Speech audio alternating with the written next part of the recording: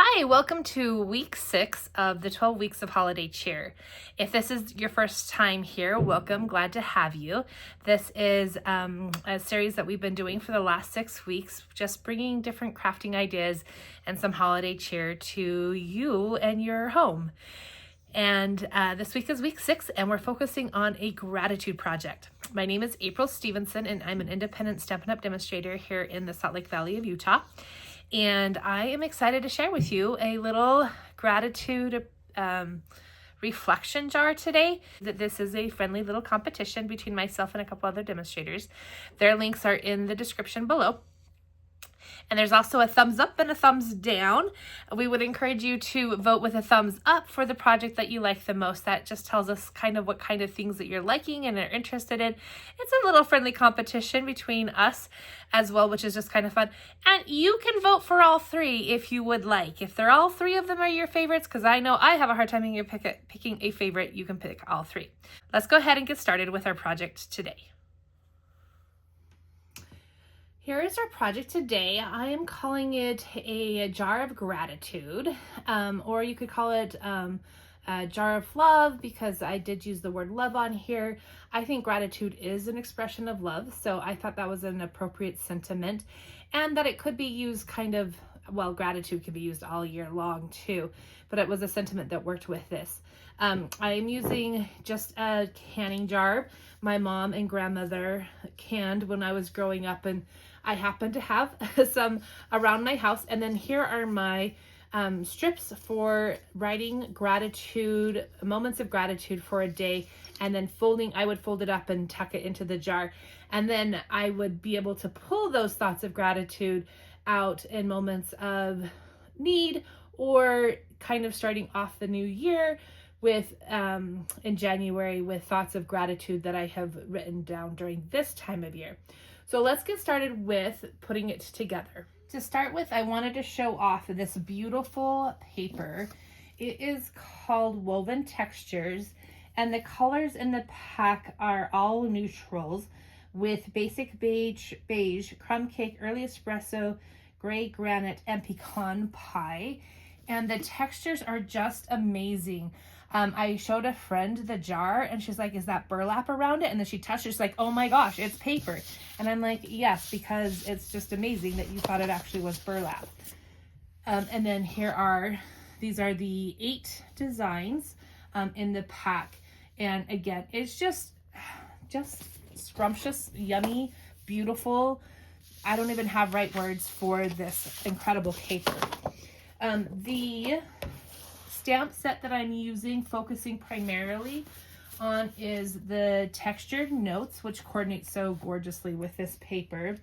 And we're also using this word love, and you could use any of these words. You're going to need a 4x12, so 4 in width, 12 in length of your designer series paper that you want to use. You could do this with any DSP, obviously. This is just the one that I chose. It has a very earth tones and very, very seasonally appropriate feel to it, in my opinion. This particular jar also has a ring on it, and so I thought, well, that might be kind of fun to leave that and see what how that look may vary. So again, here's our product, our final project that we have, and this time this is the reverse of this paper. So I think I'm just to see kind of the difference, I'm going to use this side on it. When you are doing projects that are 3D or that you want, I have to think for a minute. I'm going to put the adhesive on this side. That you want just a little extra hold, I do recommend using the tear and tape, or another product that you know has a really strong adhesive hold. I am just putting the tear and tape on the edges of the length, and then going to use my take the pick tool and just lift off that paper. Come on, let's not struggle. And take that and lift that off of there. And then you're going to, I decided that I wanted to cover up the writing on the bottle. So I'm going to basically center this here. And then I am putting it, because the bottle kind of starts to, doesn't fold, curve, words, looking for words. And this one fits just excellently right smooth together. This bottle, so you'll want to kind of test your bottles. This bottle, I tried to, my goal was to cover it up so you really couldn't tell, or that it kind of fits with the design, but it was just a little spacing in between here and there. So just a tad, but then I put the design there and I think it kind of just looks like it all flows together. So that's great. But this one, the 12 inches fits and the seam goes right nicely together. So unless you are looking closely, you don't know that the seam is there. Okay. So I'm also going to use the more flat side of the jar and try and not put it on the rounded side. That will help everything stay nice and flat together. With our design, I am using dies from the Textured Notes dies. I've already pre-cut using the Stampin' Cut, the cut and emboss machine, and I used the 4th one in. So this one here, these are great. All rectangle, all have a small design around the edge, plus the super long one here, which is great for the longer sentiment in the stamp set, this longer sentiment here. Okay, so using that 4th one in, and I've already pre-cut my die. Okay, we're not going to do a ton of stamping. This is my scrap. This is how fancy we're getting today. We're not going to do a ton of stamping today, so I'm just going to put this on here and we're going to layer it. I have stamped our leaves. I already pre-cut one out, and then the other one will cut out here in just a minute. What I do want to do is add the basic beige part that goes in here, and it fits in nice and neat. So our length on the basic beige we're going to add is 3 3/8. Here's our basic beige. Basic beige has become one of my favorite neutrals. It's softer than Very Vanilla, and it just really works. Let me rephrase. I shouldn't say it's one of my favorite neutrals. I think it's one of the neutrals that I tend to go to more often now when I want something a little bit softer than the Very Vanilla, and definitely than white. We're going to use Early Espresso ink, and we're going to stamp the, to me it's a rug weave or a basket weave print. I'm going to stamp that just in the kind of bottom corner of my basic beige, and I'm going to stamp off so that I have a lighter inked image on the basic beige. So there's my stamp off, and there is my stamp on my basic beige. Okay. This is a great stamp to just add some texture to a background or to create texture in your paper that you're doing. Next, I want to take the stamp set, the Light and Wonder, the word love, and I want to go ahead and stamp that onto the basic beige as well. And going to, I neglected to get another block, so we'll take that off there, and we're just gonna, I like to put my words, I like to put all my stamps kind of down and then pick them up on the block. This time when I stamp in the Early Espresso, I am going to go ahead and stamp full strength right onto the basic beige after I stamp on the paper, just to get a feel for pressure. Yeah, that looks great, and I like how that is going, and I just want to make sure I get that on the paper perfect, like so. The next thing I'm going to do, because when I was looking at this and I put it on my early espresso, like so. I know it's kind of dark and you can't see the texture very well on that. You can see it kind of a little bit, but it is there. I'm like, I need something. And so I remembered the good old, for me it's a good old, it's something that I learned very early on in my stamping experience, and I've been doing this for 20 years, of just sponging the edge. So I'm just taking and lifting ink with this sponge that I have and adding it to the edge of the basic beige, just to give it, again, a little bit more texture, some color and definition, so that the papers kind of flow together as opposed to being starkly different colors. So there we have it like that. This is a great technique, and now it's just a little bit softer, just softens everything up. So I'm gonna go ahead and close up my ink so I don't stick a body part in it, and move that off to the side. I have this leaf already put together, and I'm going to quickly go ahead and show you just a little bit of cutting out. Fussy cutting is what is often referred to in the crafting world, a leaf. This took me a while to learn. Maybe I just never learned my eye-hand motor skills very well in kindergarten. But when you are fussy cutting something or cutting something out with scissors, it's best if you try to just move the paper around as you're cutting, as opposed to like making snips with your scissors and moving your scissors around. So as I am cutting, and you do have to move the scissors a little bit, but I move the paper around until my scissors is not going to cut anymore, and then I start anew. I lift up my scissors and start, not necessarily lift, but I adjust my scissors and start the new place, so I can just kind of move the paper how I want, and the scissors are just going to cut. It just seems to make it look more smooth as opposed to always just cutting how I was taught in kindergarten, right? You just snip, snip, snip, snip. But here it's more of a finesse, more of an art. I do try to leave a little bit of border around. I think that looks nice, but really that's just a personal preference when you are fussy cutting. I think it's always easier to trim off than to try to add back on. And sometimes I do that better than other times. So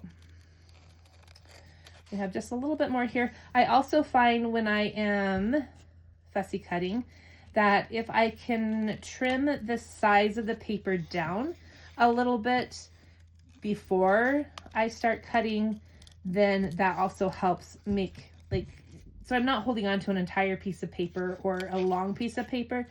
When it's a little bit smaller, then I have more management and control over the paper and the movement. Okay, so there's our second leaf. The next thing I want to do is just go ahead and adhere these things together. I am again using the,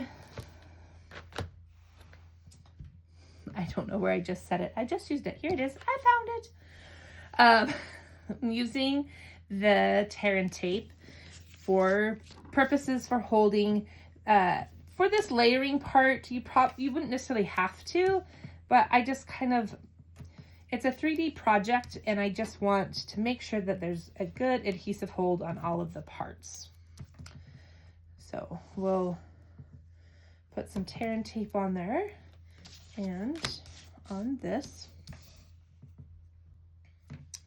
side. I hope you've been enjoying the 12 weeks. If you're new to the 12 weeks, I'd encourage you to go back. Maybe you don't want to watch the Halloween stuff now that Halloween is over. Although the ideas are super fun, I think, and can be applied to many different types of projects.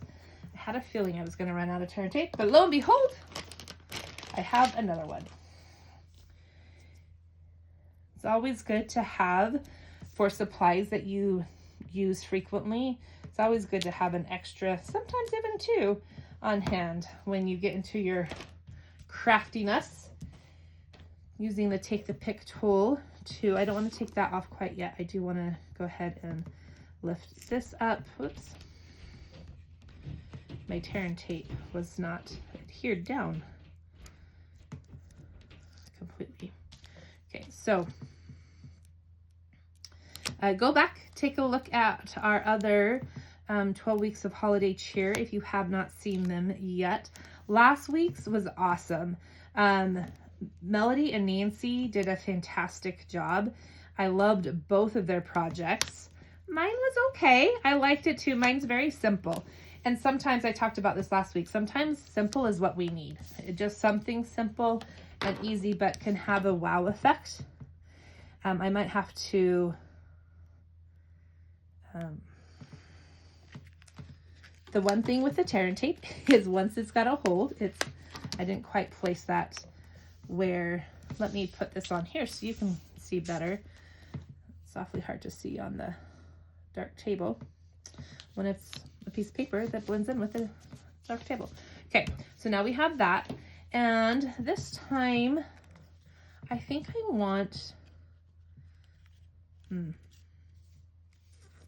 so you get to play with your leaves and kind of decide how you want them to go.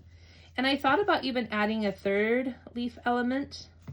I think I want to do that kind of like that this time, which is very similar to what I did last time. Okay, we're going to pause with that for a minute. And I want to show you how I did the bow on here, on the jar here, this bow right here. With that, I used the Basic Beige ribbon.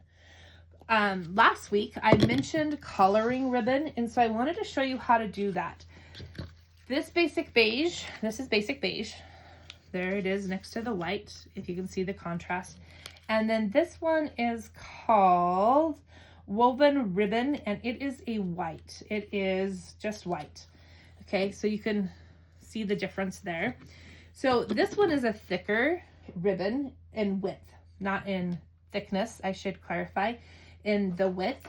And I was thinking it might be kind of fun to have a little bit of a thicker ribbon, but the white doesn't go. The white to me is too harsh with the project.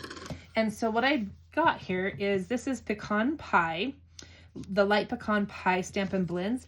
And so you can do this with, you could color the beige ribbon if you like. I want a different color, but I want that width. You could also do the same thing and color the beige ribbon as well. So the white ribbon, the beige ribbon, any of your light colored ribbons, you can take your Stampin' Blends and you do want to make sure you have something underneath it because it will go through. The ink will go through.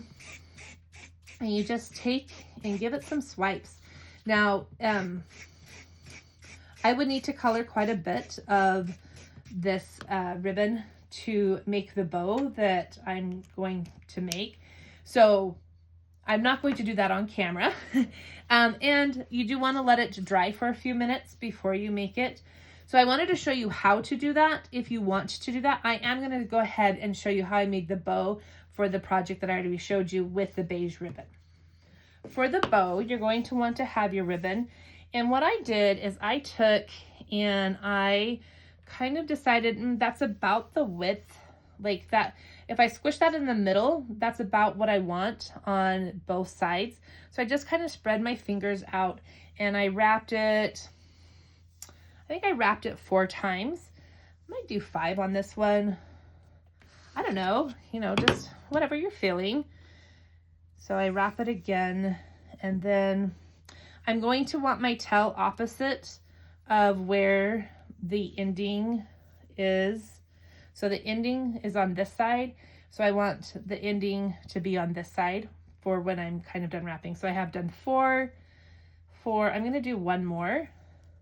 And if we don't like it, we can always redo it. So kind of get that back there.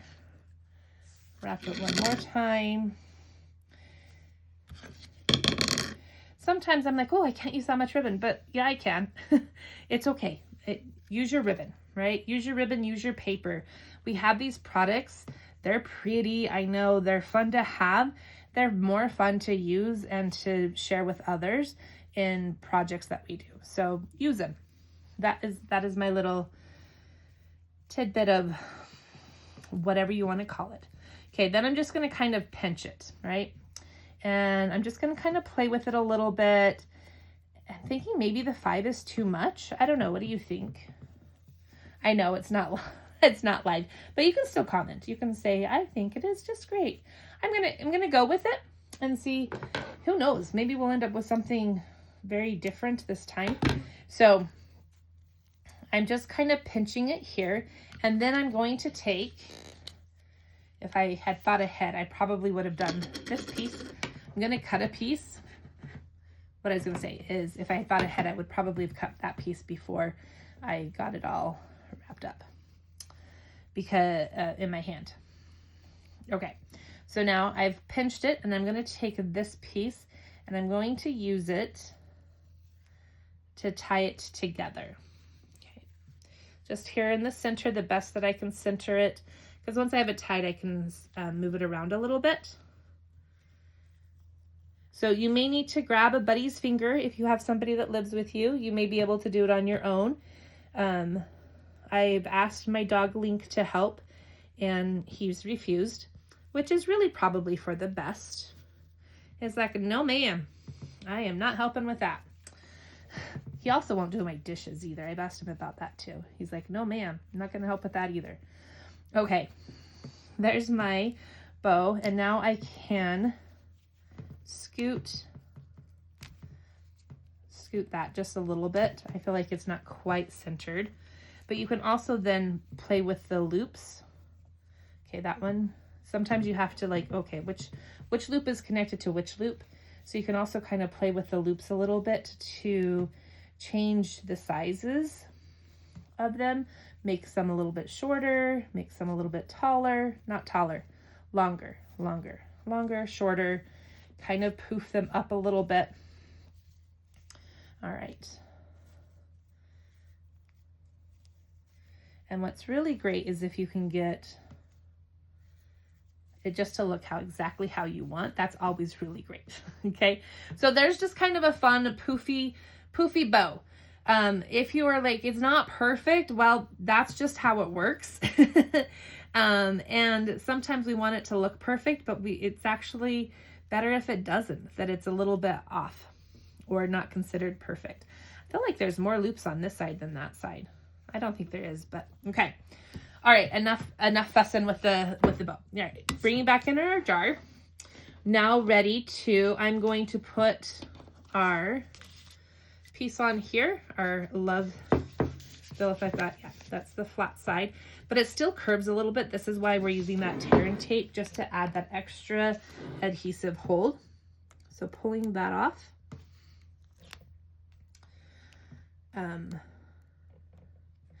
Curious, and go ahead and say in the comments, would you use a wider ribbon on this, or do you like the narrower ribbon and just doing a multi-layered bow? I'm curious. Put your comments down in the comments. Yeah, that's great. Okay, so it does curve a little bit because, well, it's a jar. So pressing that down, making sure that is on there well. And I'm going to, with the bow, I'm going to use some glue dots, which also has a nice adhesive hold to it as well. You may also want to consider, if you have available to you, you may also want to consider using hot glue, if that is something that is available for you. All right, I've put a couple of glue dots on there, and I'm trying to decide which is my top and my bottom. And for some of you, that may not seem like there is a top or bottom, and that's fine. And for some of you, you're like, oh, I totally get the top and bottom. Okay, so I'm gonna just add that there. Cute. I think I like this with the more, what do you call them? The more poofs, the more bows. It feels like it's one bow. What do we call the loops? I don't know. Okay. Again, I'm going to use some tear and tape to add adhesive to the back of my leaves. Now, I did think about, you know, possibly putting these on dimensionals, and I decided that I thought that ran the risk of it getting bumped and popped off a little bit easier than just being flat. So again, it's your project though when you do it. So if you feel like you want to put those up on dimensionals, I highly encourage it. And maybe I'll do another one and do it with some dimensionals. So this jar could really be used for a lot of things. My intent behind it is to be a gratitude jar, and I'll talk in a minute more about like what that looks like. You could also use it for a table display. Put some leaves in it, put some flowers in it, put some dried florals, dried words are not coming tonight. You could use it as a part of a centerpiece. You could use it, I'm thinking about maybe even putting it on my mantle. I have some other seasonal decor that I think I might put flowers in one of the two and put it on my mantle. So there's really quite a few things that you can do with it. Again, this is a gratitude project. That is what we had decided that we wanted to do this go around for this week. And so mine is intended to be first a jar of gratitude. Okay, I'm gonna put those there. And then I thought it just needed a little bit something more. And I am using, these are called pressed flower motifs, but they're just this perfect neutral accessory. Go ahead and pull those out and grab a couple of them with my Take the Pick tool. This time I'm using the putty side, and I'm going to put one there, a smaller one there, a larger one up here. When you're using accessories, one of the things to keep in mind is the idea of forming it into a triangle as far as your spacing goes. And this is just eye-catching to the eye, and it doesn't have to be like a perfect, there's not a perfect triangle. It doesn't need to be like a right triangle or an isosceles triangle if you're into triangles and you know those. But as long as you have that triangular shape, then it flows with the idea, and the using 3 is also really nice.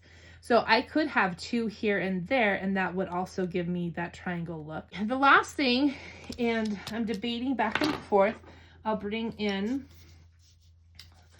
the original jar. All right. I don't know how to best. So this one I put this ribbon on here, but I'm not, okay, yeah, we're gonna do it. We're gonna add just that little bit of ribbon to tie it all together. And this ribbon is the black and white and gold baker's twine. So it's not ribbon, my apologies. I called it the wrong thing. And here is just a single, just a single bow. I debated back and forth because like it already has that beautiful foofy bow. That's what I'll call it, a foofy bow. Okay, so here, just going to take, oh, I just dropped it on the floor. That's okay. Okay, trim that down. Yeah, that just kind of pulls those leaves and kind of connects those leaves in together. Going to take a glue dot and add that to the back there. I am using glue dots from my paper pumpkins that I've had that have just been kind of some extra. Paper pumpkin is great. It is our subscription box at Crafting in a Box. It's fantastic. Anyway, I have some leftover glue dots because that's how they come in paper pumpkin that I haven't used. So I'm trying to use some of those up. You can also just get our glue dots in a box, and they're wonderful that way too. All right, so putting that on there like that. All right, here is our final jar. I think it turned out really great. What do you think? Is it thumbs up worthy for you? So let me talk about, so here what I did is I just cut strips of paper. I would definitely do more. This is just an 8.5 piece of paper cut into 1/2 inch strips. So I would probably do, it depends on how many you want to do for your gratitude jar. Oh, this is my idea with the gratitude jar, is that I will take a strip and I will use a prompt from an AI generating tool, or just a simple, I am grateful today for, so today I might write, I am grateful today for my creative bliss friends who support me in my creative journey. Okay, and then I would fold it up maybe 4 times and then stick it in my jar like so. So that's in there. And then when all of these are gone, then I will have written that many times in my gratitude jar, and I can seal it up and put it away for another month and pull it back out, and then pull those things that I'm grateful for out, or that I can give it to somebody. I was just thinking another idea that you could have with this is make it as a gratitude jar where you spend the month writing things that you're grateful for a specific somebody in your life. Oh, I just had this idea. Okay, so here's this idea. So you spend the month writing things that you're grateful for, so the next 30 days. And then for the holidays, you could give this jar to someone as a gift, as a gratitude jar that they get to pull out when they're needing a moment of appreciation, a little note of something that you are grateful for about them. So this really could serve so many purposes. And maybe you just want to decorate a jar and fill it with goodies and give it as a gift, or this could be another host's gift that you take to a Thanksgiving meal if you go to one. So many possibilities. I'd love to hear if you make it. I'd love to see a picture as well as how you used it. Thank you. If you have made it all the way to the end of this video, I so appreciate you staying until the end. I really do hope that you enjoyed the idea process of these jars, and that maybe something was sprung in a creative idea for you with this project. Please remember to watch the other videos. Give us a thumbs up for which one you like the most, or all 3 if you like all 3 of them. And share with 3 other people. There's other people out there who might just need a little extra creative nudge or inspiration, and you could be that creative support for them. We appreciate your time, and we will see you again soon.